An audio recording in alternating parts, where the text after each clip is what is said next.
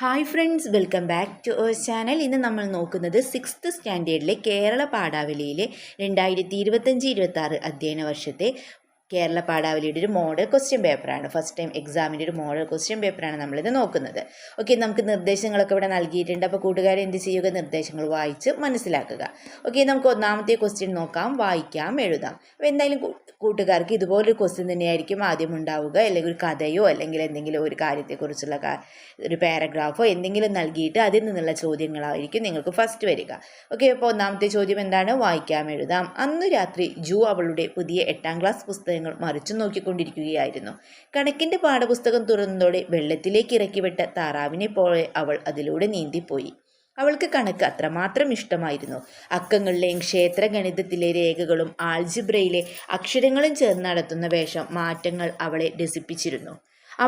അവളുമായി അവ ഒളിച്ചു കളിക്കും. ഒരേ സമയം അവളുടെ തലയ്ക്കകത്തും പുറത്തും നിറഞ്ഞു നിൽക്കുന്നു എന്ന് തോന്നിച്ച ഒരു മായാലോകത്തിലേക്ക് അവളെ വെല്ലുവിളിച്ചുകൊണ്ട് അവ ഓടിപ്പോകും. അവൾ അവയ്ക്കു പിന്നാലെ ഓടി ഒരു പടയാളിയെ പോലെ അവയെ വരുതിയിലാക്കും. അപ്പോൾ ഒന്നാമത്തെ ചോദ്യം നോക്കാം. ഇതിലെ എ ക്വസ്റ്റ്യൻ നോക്കൂ. ജൂവിന് ഏറ്റവും ഇഷ്ടപ്പെട്ട വിഷയം ഏതായിരുന്നു എന്നാണല്ലേ ഒന്നാമത്തെ ചോദ്യം. എന്താണ് കൂട്ടുകാരെ? ജൂവിന് ഏറ്റവും ഇഷ്ടപ്പെട്ട വിഷയം ഏതായിരുന്നു? നമുക്കറിയാം, കണക്കാണല്ലേ. ആൻസർ എന്താണ്? ഓപ്ഷൻ ബി, കണക്ക്.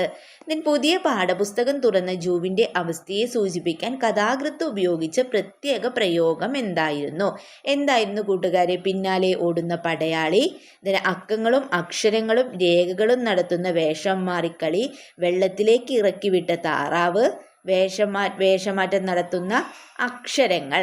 അപ്പോൾ ഇതിൽ ഏതായിരുന്നു കൂട്ടുകാരെ റൈറ്റ് ആൻസർ? നമുക്കറിയാം, ഓപ്ഷൻ സി ആണല്ലേ. എന്താണ്? വെള്ളത്തിലേക്ക് ഇറക്കിവിട്ട താറാവാണല്ലേ. ആൻസർ എന്താണ്? വെള്ളത്തിലേക്ക് ഇറക്കിവിട്ട താറാവ് പറയുന്നുണ്ടല്ലേ, നമ്മളിപ്പോൾ വായിച്ച ഭാഗത്ത് പറയുന്നുണ്ടല്ലേ.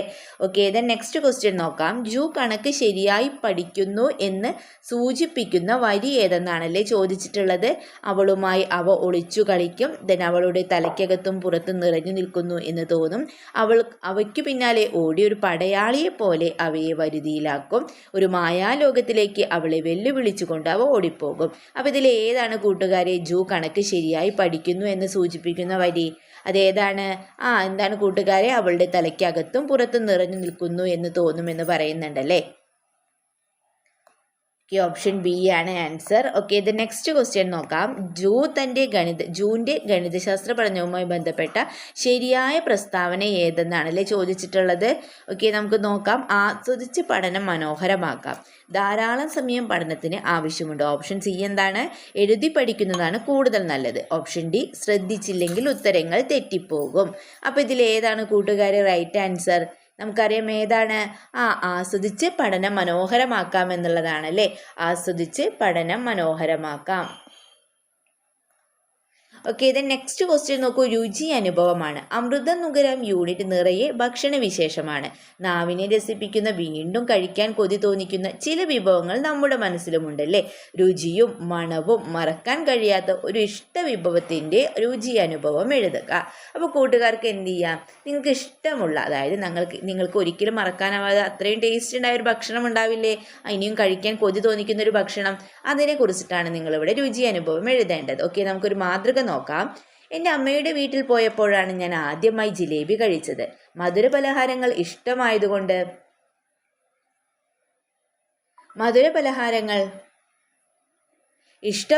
ഇഷ്ടമുള്ള ആളായതുകൊണ്ട് ആ പലഹാരം എനിക്കിഷ്ടപ്പെട്ടു. ചില്ലുപാത്രത്തിൽ നിരത്തി വെച്ചിരിക്കുന്ന ആ പലഹാരം ഇന്നും എൻ്റെ ഓർമ്മയിലുണ്ട്. കടകളിൽ നിന്ന് പിന്നീട് ജിലേബി കഴിച്ചുവെങ്കിലും ആദ്യമായി ഞാൻ വീട്ടിൽ നിന്ന് കഴിച്ച ജിലേബിയുടെ രുചി അതിനില്ലായിരുന്നു. അപ്പോൾ നിങ്ങൾക്ക് എന്ത് ചെയ്യാം കൂട്ടുകാരെ? ഇതുപോലൊരു രുചി അനുഭവം, നിങ്ങൾക്ക് ഇഷ്ടപ്പെട്ട ഏതെങ്കിലും ഒരു വിഭവത്തെക്കുറിച്ച് നിങ്ങൾ എന്ത് ചെയ്യുക? രുചി അനുഭവം എഴുതുക. ഓക്കെ, ദെൻ നെക്സ്റ്റ് ക്വസ്റ്റ്യൻ നോക്കാം.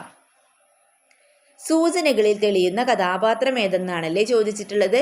നെറ്റിയുടെ രണ്ടറ്റങ്ങളും പളുങ്കിൻ്റെ മണി പോലെ വിയർപ്പിൻ്റെ തുള്ളികൾ ഉരുണ്ടുകൂടി നിന്ന് മനസ്സ് വട്ടച്ചെമ്പിനകത്ത് വട്ടമിട്ട് പറക്കുന്നു. അബു, കൽമേയി, പക്കീർ ചിത്താത്ത, ബിച്ചായി ശേഷിത്താത്ത. ഏതാണ് ഉത്തരം വരുന്നത്? ബിച്ചായി ശേഷിത്താത്തയാണ് അല്ലേ. ബിച്ചായി ശേഷിത്താത്തയാണ് ഉത്തരം വരുന്നത്. ഓക്കെ, ദെൻ നെക്സ്റ്റ് ക്വസ്റ്റ്യൻ നോക്കാം. തന്നിരിക്കുന്ന പ്രസ്താവനകളിൽ നേവഞ്ചിയുടെ പ്രത്യേകതയാണല്ലേ ചോദിച്ചിട്ടുള്ളത്. വർഷം മുഴുവൻ ലഭിക്കും, പുഴയിൽ നിന്ന് മുങ്ങിയെടുക്കണം, പ്രായമുള്ള പുരുഷന്മാരാണ് ശേഖരിക്കുന്നത്. ഓപ്ഷൻ ഡി ആണ് എന്താണ്, വെയിലത്ത് വെച്ച് ഉണക്കിയെടുക്കാം. ആൻസർ എന്താണ്, പുഴയിൽ നിന്ന് മുങ്ങിയെടുക്കാം എന്നുള്ളതാണ് അല്ലെ, മുങ്ങിയെടുക്കണം എന്നുള്ളതാണ്. അതായത് ഓപ്ഷൻ ബി ആണ്. നേവഞ്ചിയുടെ പ്രത്യേകത എന്താണ്, പുഴയിൽ നിന്ന് മുങ്ങി എടുക്കണം. ഓക്കെ, ദെൻ നെക്സ്റ്റ് ക്വസ്റ്റ്യൻ എന്താണെന്ന് നോക്കാം. പ്രതികരണക്കുറിപ്പ് അല്ലെങ്കിൽ വിശകലനക്കുറിപ്പ് അല്ലെ, ഓർ ക്വസ്റ്റ്യൻ ആണ്. 3A നോക്കൂ, പ്രതികരണക്കുറിപ്പാണ് അല്ലേ. പലതരം ജോലികൾ നടന്നുകൊണ്ടിരിക്കുന്ന സമൃദ്ധമായ അടുക്കളയിൽ ആരോ ഒരാൾ വിശന്ന് നിലവിളിച്ചു കൊണ്ടിരിക്കുന്നുണ്ട്. ഭക്ഷണത്തിന്റെ നടുവിലും വിശക്കുന്നവർ ഉണ്ടാകുമോ? എന്താണ് കാരണം? പാഠഭാഗത്തെ ആശയവും നിങ്ങളുടെ അഭിപ്രായവും ചേർത്ത് പ്രതികരണക്കുറിപ്പ് തയ്യാറാക്കുക എന്നാണല്ലേ പറഞ്ഞിട്ടുള്ളത്. അല്ലെങ്കിൽ എന്ത് ചെയ്യാം, വിശകലനക്കുറിപ്പാണല്ലേ. വിശകലനക്കുറിപ്പ് എന്താണെന്ന് നോക്കാം നമുക്ക്. അടുക്കളയിൽ എപ്പോഴും പണി ചെയ്തുകൊണ്ടിരിക്കുന്ന ആളാണ് അമ്മ. 2 കൈകൾ കൊണ്ട് എത്ര പണികളാണ് ചെയ്തു തീർക്കുന്നത്. കുടുംബത്തിന് വേണ്ടിയുള്ള അമ്മയുടെ അധ്വാനം വിശകലനം ചെയ്ത് കുറിപ്പ് തയ്യാറാക്കുക. അപ്പോൾ ഒന്ന് പ്രതികരണക്കുറിപ്പ്, അതായത് നിങ്ങളുടെ അഭിപ്രായവും കാര്യങ്ങളൊക്കെ ചേർത്ത് അതുപോലെ തന്നെ പാഠഭാഗത്തിൻ്റെ ആശയവും ചേർത്ത് നിങ്ങൾ എന്ത് ചെയ്യണം, പ്രതികരണക്കുറിപ്പ് തയ്യാറാക്കണം. അല്ലെങ്കിൽ നിങ്ങൾക്ക് എന്ത് ചെയ്യാം, അടുക്കളയിൽ എപ്പോഴും പണി കൊണ്ടിരിക്കുന്ന ആളാണ് അമ്മ. അതായത് 2 കൈകൾ കൊണ്ട് എത്ര പണികളാണ് ചെയ്തു തീർക്കുന്നത്. കുടുംബത്തിന് വേണ്ടിയുള്ള അമ്മയുടെ അധ്വാനം വിശകലനം ചെയ്ത് കുറിപ്പ് തയ്യാറാക്കുക എന്നാണല്ലേ പറഞ്ഞിട്ടുള്ളത്. ഓക്കെ, അപ്പം നമുക്ക് പ്രതികരണക്കുറിപ്പ് എഴുതാം ആദ്യം.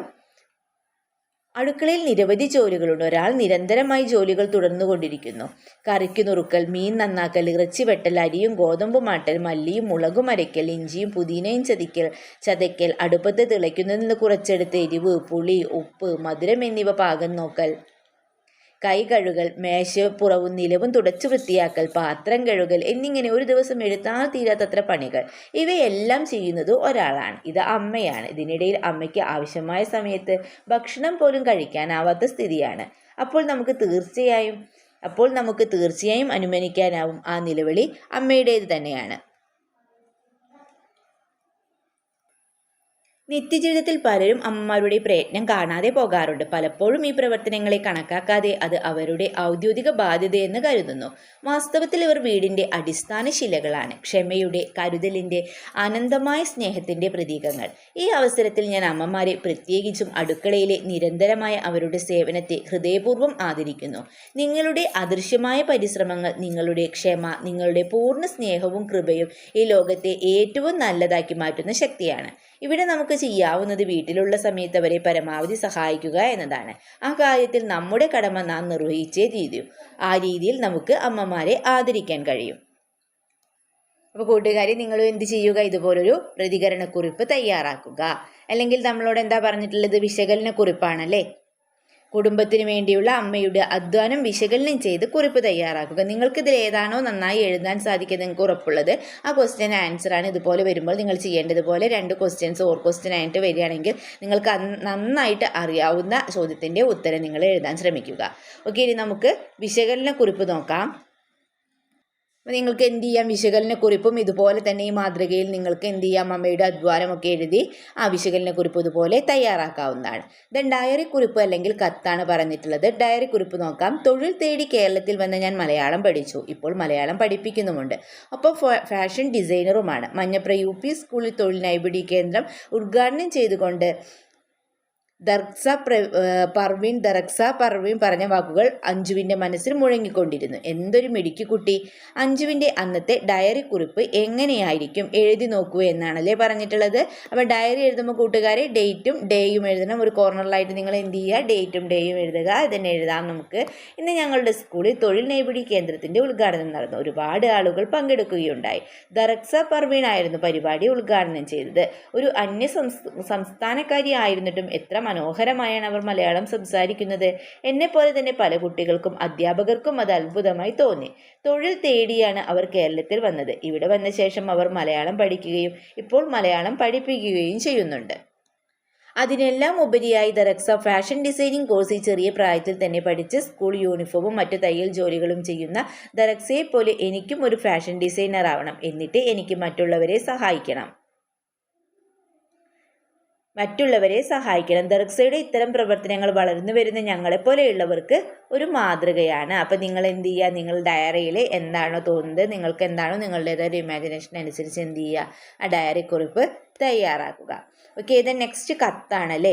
വിദേശത്ത് തൊഴിലെടുത്ത് ജീവിക്കുന്ന കോയയുടെ ചെറിയ വസ്തുക്കളും വലിയ ദുഃഖവും നമ്മൾ തിരിച്ചറിഞ്ഞു. കോയ എന്ന കഥാപാത്രത്തെ പരിചയപ്പെടുത്തിക്കൊണ്ട് സുഹൃത്തിനൊരു കത്ത് തയ്യാറാക്കുക എന്നാണല്ലേ പറഞ്ഞിട്ടുള്ളത്. അപ്പോൾ കത്താണ് നമ്മളവിടെ എഴുതേണ്ടത്. അപ്പോൾ കത്താവുമ്പോൾ നമ്മൾ എന്ത് ചെയ്യണം, അതിൻ്റെ ഫോർമാറ്റൊക്കെ അനുസരിച്ച് വേണം എഴുതാൻ. അപ്പോൾ നിങ്ങൾ എന്ത് ചെയ്യുക, യെസ് ഡേറ്റും ഡേ ഒക്കെ എഴുതുക, ദെൻ സ്ഥലം എഴുതുക, ദെൻ എഴുതാം പ്രിയപ്പെട്ട അമ്മുവിന് നിനക്ക് സുഖമല്ലേ, എനിക്ക് ഇവിടെ സുഖം തന്നെ. എൻ്റെ മലയാളം പാഠപുസ്തകത്തിലൊരു കഥയായ കോയയുടെ ചെറിയ വസ്തുക്കൾ നിനക്ക് ഞാൻ പരിചയപ്പെടുത്താം. തൻ്റെ മലയാളം പുസ്തകത്തിൻ്റെ ഒരു കഥ കോയയുടെ ചെറിയ വസ്തുക്കൾ ഞാൻ നിനക്ക് പരിചയപ്പെടുത്താം. മലയാളികളായ ധാരാളം ആളുകൾ ഗൾഫ് രാജ്യങ്ങളിൽ ജോലി ചെയ്യുന്നുണ്ട്. അത്തരം മനുഷ്യരിൽ എല്ലാവരും സമ്പന്നരല്ല. അവരിൽ ഒരാളാണ് ഈ കഥയിലെ പ്രധാന കഥാപാത്രമായ കോയ. തനിക്കൊരു മകൻ ജനിച്ചു എന്നറിയുമ്പോൾ പറഞ്ഞറിയിക്കാനാകാത്ത സന്തോഷം അയാൾ അനുഭവിക്കുന്നു. അമ്മയ്ക്കും കുഞ്ഞിനും ഓരോ വസ്ത്രം വാങ്ങിക്കാൻ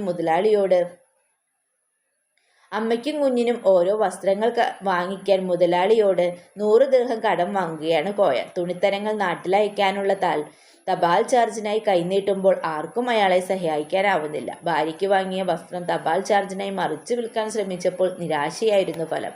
തൻ്റെ പ്രിയപ്പെട്ടവർക്കൊരു സമ്മാനം പോലും അയക്കാനാവാതെ അനുഭവിക്കേണ്ടി വരുന്ന കഷ്ടതകളെ ചൂണ്ടിക്കാട്ടിത്തരുന്ന മനോഹരമായ രചനയാണിത്. നിനക്ക് ഞാൻ ഈ കഥ അയച്ചു തരാം, വായിച്ചിട്ട് അഭിപ്രായം പറയണേ. മറുപടി പ്രതീക്ഷിക്കുന്നു. എന്ന് സ്വന്തം എന്ത് ചെയ്യുക, നിങ്ങൾക്ക് അവിടെ നിങ്ങളുടെ പേര് എഴുതുക. ലാസ്റ്റ് എന്ന് സ്വന്തം എന്താണോ നിങ്ങളുടെ പേര് താഴെ എഴുതുക. ഓക്കെ, ഈ താരതമ്യ കുറിപ്പാണല്ലേ കൂട്ടുകാരെ നോക്കാനുള്ളത്. ഓക്കെ, നമുക്ക് നോക്കാം. താരതമ്യ കുറിപ്പ്. എത്ര മഴയാണെങ്കിലും സ്കൂൾ വിട്ടാൽ ഒറ്റയോട്ടമാണ്. കുടയൊന്നും ഉണ്ടാവില്ല, നനഞ്ഞോടും.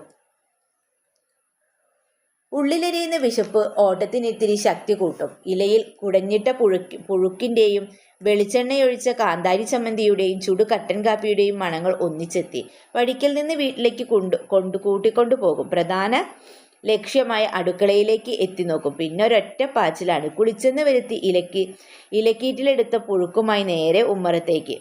മുറ്റം വിഴുങ്ങുന്ന മഴത്തുള്ളികളെ നോക്കിയിരുന്ന് എരിവുള്ള ചൂടിനെയും ചൂടുള്ള മധുരത്തെയും ഒന്നിച്ച് നാവ് ഏറ്റുവാങ്ങും. ഇതിനൊക്കെ പുറമെ നനുത്ത കുളിരായി മുത്തശ്ശിയുടെ സ്നേഹവും ബാല്യകാലത്തെ ഓർമ്മകൾ പങ്കുവച്ചതാണ് ഒരു കൂട്ടുകാരി. നിങ്ങൾ പഠിച്ച കൊയക്കട്ട എന്ന പാഠഭാഗവുമായി ബന്ധപ്പെടുത്തി താരതമ്യ കുറിപ്പ് തയ്യാറാക്കുക എന്നാണല്ലേ കൂട്ടുകാരെ പറഞ്ഞിട്ടുള്ളത്. അപ്പം നമ്മൾ പഠിച്ച കൊയക്കട്ട എന്ന പാഠഭാഗവും അതുപോലെ തന്നെ നമ്മളിപ്പോൾ വായിച്ചല്ലോ, ആ ഈ ബാല്യകാലത്തെ ഓർമ്മകൾ പങ്കുവെച്ചിട്ടുണ്ടല്ലേ. അപ്പോൾ എന്ത് ചെയ്യുക, കൂട്ടുകാരിയുടെ ബാല്യകാല ഓർമ്മകളും കൂടി താരതമ്യം ചെയ്ത് നിങ്ങൾ എന്ത് ചെയ്യുക, ഒരു താരതമ്യക്കുറിപ്പ് തയ്യാറാക്കുക. ഓക്കെ, നമുക്ക് എഴുതാം. രുചിയുടെയും സ്നേഹത്തിൻ്റെയും ഭാഷയാണ് ഈ വായന നമുക്ക് നൽകുന്നത്. സ്കൂൾ വിട്ട് വീട്ടിലേക്ക് വരുമ്പോൾ കിട്ടുന്ന പുഴുക്കിൻ്റെയും ചമ്മന്തിയുടെയും കട്ടൻ കാപ്പിയുടെയും മണവും രുചിയും കുട്ടികൾക്ക് ഏറെ പ്രിയപ്പെട്ടതായി മാറുന്നു. മുത്തശ്ശി സ്നേഹത്തോടെ വിളമ്പുന്ന ഈ രുചിക്കൂട്ടിൽ ലയിച്ചിരിക്കുന്ന കുട്ടിയെ നമുക്കിതിൽ കാണാം. കൊയക്കട്ട എന്ന കവിത വായിക്കുമ്പോൾ മനസ്സിൽ നിറയുന്ന രൂപമാണ് മുത്തശ്ശിയുടേത്. വാത്സല്യവും സ്നേഹവും കരുതലുമെല്ലാം മുത്തശ്ശിയുടെ പ്രത്യേകതകളായി എടുത്തു പറയാം. പണി കഴിഞ്ഞു വരുന്ന വലിയമ്മ മടിക്കുത്തിൽ പേരക്കുട്ടികൾക്ക് നൽകാൻ പലഹാരം കരുതിയിട്ടുണ്ടാകും. കൊച്ചുമക്കൾ തൻ്റെ വരവും കാത്തിരിക്കുമെന്ന് വലിയമ്മയ്ക്ക് അറിയാം. ഒരിക്കലും അവരെ നിരാശപ്പെടുത്താതിരിക്കാൻ വലിയമ്മ ശ്രദ്ധിക്കുമായിരുന്നുവെന്ന് കുട്ടികളുടെ കാത്തിരിപ്പ് വ്യക്തമാക്കുന്നു. കുട്ടികൾക്ക് വാത്സല്യത്തിൻ്റെ പാൽനിലാവ് പകരാൻ വലിയമ്മയ്ക്ക് കഴിയുന്നു. കുട്ടികൾക്ക് പനി വന്നാൽ നനച്ച തുണി നെറ്റിയിലിട്ടും നാട്ടുമരുന്നുകൾ നൽകിയും അവർക്കൊപ്പം വല്യമ്മയുണ്ട്. അവരുടെ കരസ്പർശനത്തിൽ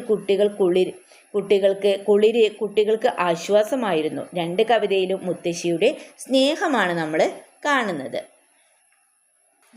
ഓക്കെ, ഇപ്പം നിങ്ങൾ എന്ത് ചെയ്യും, ഇതുപോലൊരു താരതമ്യ കുറിപ്പ് തയ്യാറാക്കുക. ഓക്കെ, ഇത് നെക്സ്റ്റ് ക്വസ്റ്റ്യൻ എന്താണ്, കഥാപാത്ര നിരൂപണമാണല്ലേ. പലഹാരങ്ങളുടെ താജ് പണിയുന്ന താത്തയായിട്ടാണ് ചട്ടിപ്പത്തിരിയിലെ ബിച്ചായി യേശി താത്തയെ നമ്മൾ കണ്ടത്. ഏറ്റവും ശ്രദ്ധയോടെ കൃത്യതയോടെ പലഹാരപ്പണിയിൽ മുഴുകിയിരിക്കുന്ന താത്ത നമ്മുടെയൊക്കെ മനസ്സിൽ നിറഞ്ഞു നിൽക്കുന്നു. ആ കഥാപാത്രത്തിൽ നിങ്ങൾ കണ്ട പ്രത്യേകതകൾ ഉൾപ്പെടുത്തി ബിച്ചായി ശേഷി താത്തയുടെ കഥാപാത്ര നിരൂപണം തയ്യാറാക്കുക എന്നാണല്ലേ പറഞ്ഞിട്ടുള്ളത്. അപ്പോൾ കഥാപാത്ര നിരൂപണമാണ് നമ്മളിവിടെ എഴുതേണ്ടത്. ഓക്കെ, നമുക്ക് നോക്കാം. P.A. മുഹമ്മദ് കോയയുടെ സുൽത്താൻ വീട് എന്ന നോവലിലെ പ്രധാന കഥാപാത്രമാണ് ബിച്ചായി യേശി താത്ത. രുചിയുടെ താജ് പണിയുന്നൊരു ഉമ്മയാണ് കഥയിലെ ബിച്ചായി യേശി താത്ത. വളരെ കൃത്യതയോടും വൃത്തിയോടുമോടുമാണ് അവരുടെ അടുക്കള ജോലികൾ ചെയ്യുന്നത്. ബിച്ചായി യേശി താത്ത ഉണ്ടാക്കുന്ന ചട്ടിപ്പത്തിരിയുടെ മണവും രുചിയും വായനക്കാരായി നമുക്ക് കൂടെ ലഭിക്കുന്നുണ്ട്. തൻ്റെ കാലശേഷം മക്കൾക്ക് കൂടെ ഈ കഴിവ് പകർന്നു കിട്ടാനായി തൻ്റെ മക്കളെയും പേരമക്കളെയും അവർ ചട്ടിപ്പത്തിരി ഉണ്ടാക്കാൻ കൂടെ നിർത്തുന്നുണ്ട്. ചട്ടിപ്പത്തിരി ഉണ്ടാക്കുന്നതിൻ്റെ കൂട്ടും കൃത്യതയും എല്ലാം ബിച്ചായി ചേച്ചി താത്ത എല്ലാവർക്കും പറഞ്ഞു കൊടുക്കുന്നുണ്ട്. എല്ലാ കാലത്തും ചട്ടിപ്പത്തിരി ചൂടാൻ ഉമ്മ ഉണ്ടാവുമോ എന്നാണ് അവർ മക്കളോട് ചോദിക്കുന്നത്. ചെയ്യുന്ന ജോലിയിൽ ആത്മാർത്ഥതയും കൃത്യനിഷ്ഠതയും പാലിക്കുന്ന ആളാണ് കഥയിലെ ബിച്ചായി ചേച്ചി താത്ത. എല്ലാ ജോലിയും കഴിഞ്ഞ് അടുപ്പത്തിരിക്കുന്ന ചട്ടിപ്പത്തിരിയുടെ തീയും ചൂടും പാകമായോ എന്ന് കൂടി നോക്കിയിട്ടാണ് അവർ ഒന്ന് വിശ്രമിക്കുന്നത്.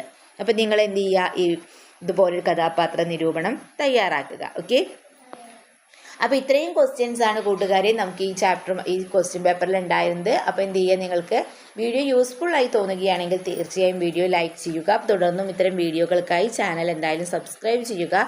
ഓക്കെ, നമുക്ക് മറ്റൊരു വീഡിയോയുമായി വീണ്ടും കണ്ടുമുട്ടാം. Okay, by.